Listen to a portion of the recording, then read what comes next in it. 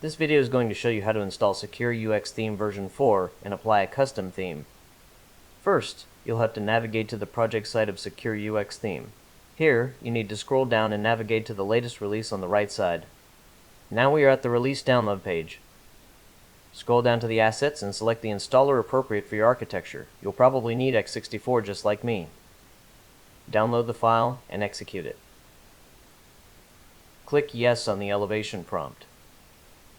It will ask you if you want to restart your computer now. I'll just click Yes here. Wait for your computer to restart.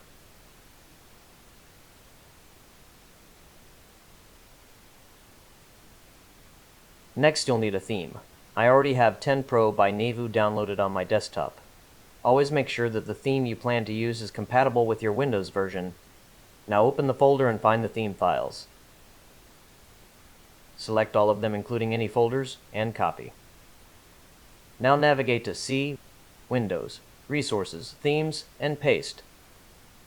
Click Continue on the Admin Access prompt. And with this, the theme is installed and you just need to apply it. Right-click on your desktop and open Personalization. Go to the Themes tab and scroll down. Now select one of the themes and click it to apply.